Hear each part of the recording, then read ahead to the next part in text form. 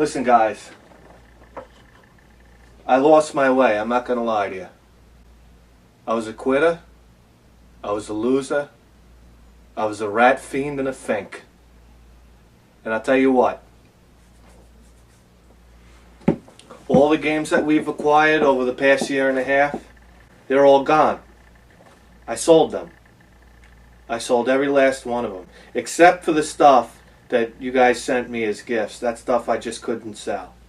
That stuff had sentimental value to me. I just couldn't get rid of it. And you say, well, why? Why did you do that? Why did you do that? Because it got to the point where I would wake up out of bed. I'd be stepping on games on the floor. I'd have games stacked to the ceiling in here. Not that I don't like that. I love that, as a matter of fact. But one day I had to sit there and I had to evaluate. And I looked around and I said, you know something, Jesse, what do you got here? What do you actually have here?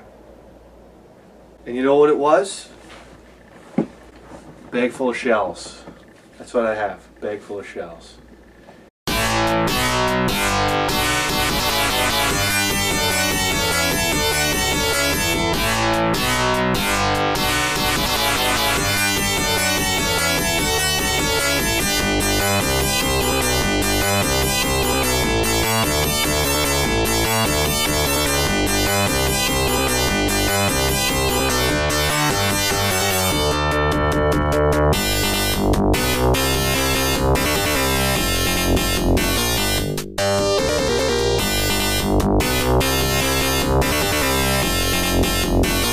You had to say to yourself, well, I mean, you know, how many of these video games that you have are video games that you actually like? And to be honest with you, 85% of them I haven't even played. And some other things happened in my life and I decided to stop doing the channel. I guess I needed a break from it. Even this stripped down show that I do, it requires a lot of time and it requires a little bit of effort. And you know what? I just bailed on it. I bailed on the show, and you know what? I was out of the show for like a month, and I was just disgusted with myself. And you know what? Every time I looked around and every time I saw these video games, it was another reminder about how I failed and how I quit. And it just broke my heart. So during like a week's time, I just did a fire sale. I just sold everything. I mean, we're talking about I took every single Nintendo game that I had, which was over 200, and I just boxed them up in an enormous box. I put them on eBay, 99 cents, and let it ride. If you guys are out there, please ask for my my friendship again and my subscriptions, because I basically deleted a bunch of you guys, and not because I wanted to, because it was just so painful to see you guys up there and see you guys doing things, and I was sitting here just doing nothing, just rotting away. And it was just too hard. So one morning I was making my breakfast. It was a Saturday morning. I said, what am I going to do this morning? And I said, you know what you're going to do? You're going to walk out the front door, and whatever direction your car is facing, you're going to get in your car and you're going to drive in that direction until you see something that interests you. You're going to let fate guide you. Whether it be a girl walking down the block with a nice ass, or whether it be, you know, who knows, a store having a sale.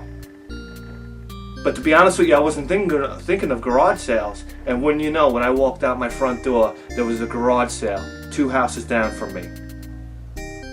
And I said, let me go over there and check it out.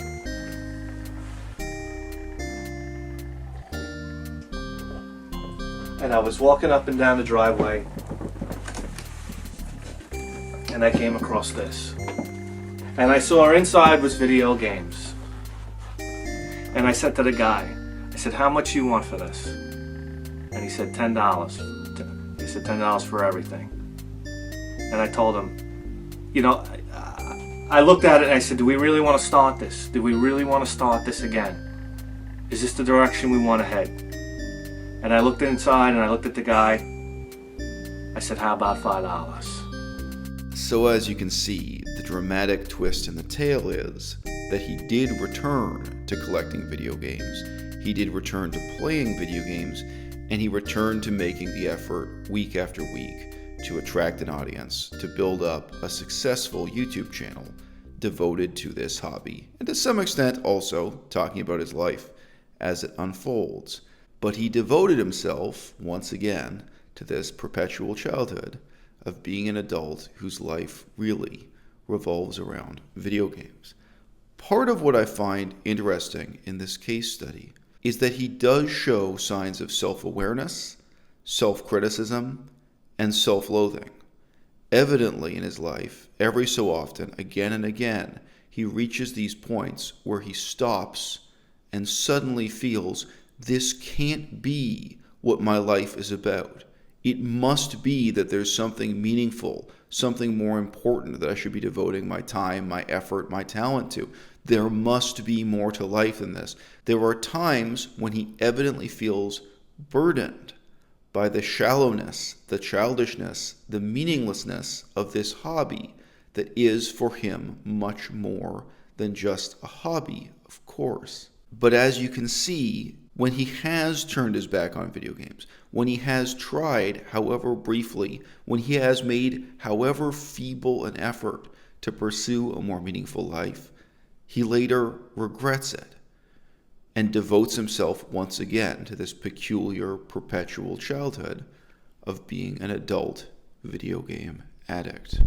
It looks like almost like a promotional game from Bubblicious. I don't know, I've never seen it around before. That's not to say that it's a rare game or anything like that. It might be very common. And here we go. It's a new start. It's a new beginning. It's a rebirth. So I got news for you. I'm going to go to the garage sales, and guess what? I'm not changing the formula.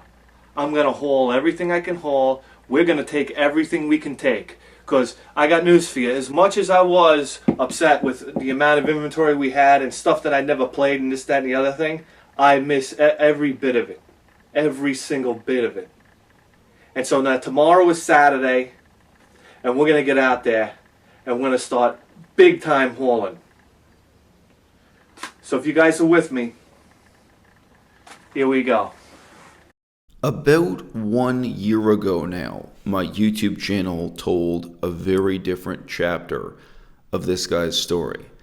And I think if you listen for another minute, you'll see that it is no exaggeration to say that video game addiction has been part of the tragedy of his adult life, or that it has been the primary, most important tragedy of his life as a whole. Childhood development, education, and adulthood, every stage, and all of them taken together. And why do I present this to you in the audience now? Because I think that each of us has to reflect on the extent to which video games have been part of our own personal tragedy. Certainly, at the least, the squandering of our human potential also. I used to have a very substantial video game collection. And I moved in with a girl, and we lived together for about 3 years, and we fought like cats and dogs. What do couples fight about? The laundry, who's doing the dishes, or who's taking out the garbage. Me and my girlfriend got into a huge argument one day, and the following day I went to work, and when I got home, I went downstairs to my lair, and everything was gone. I freaked out. I mean, I know you guys have video game collections, and I've seen them online, and just imagine for a second, if you came home and all your stuff was gone. I mean, gone. I mean, the shelves gone. Everything was gone. So my girlfriend got home, and I confronted her about it, and she said she took all of it and she chucked it in a dumpster. And when I asked her where she threw it out, she wouldn't tell me. And I belted her in the face. And with the kind of luck I have, I wound up breaking a jaw and went to jail for about 1.5 years for it. And while I was in jail, when I wasn't eating, sleeping, or getting, I was in the library on a computer, and I was watching I would watch game review channels on YouTube. That's what I would do. And I said, this is great. I said, a lot of these guys have impressive stuff, and I said, this is something I feel I can do. This is something that I'm passionate about. And that was my thing. I said, when I get out, I'm going to do this. I'm going to make this happen. Stick with me. I'm working on my set right now. I'm building a set. We're going to have a desk. Got to get a microphone for this goddamn camera because the audio is terrible on it. And we're going to go cruising for video games. And we're going to find good stuff. I'm really looking forward to this.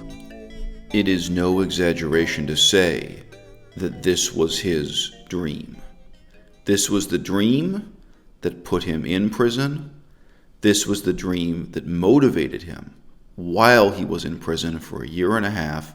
And it's the dream that has really guided, formed, and informed his life in the years since he got out of prison. He's now married. He's raising a child. He's obviously a skilled craftsman and artist. He has many videos showing himself making things with his hands that are very impressive. I think almost all of them are things related to video games that he's making. This was his dream. But still, every so often, he has this self-awareness. He has this gnawing doubt that the dream may be a nightmare, or that the dream can't possibly be real. There must be some other life. There must be some more meaningful life for him on this earth. It's a dream that still, sometimes, he feels he must rebel against.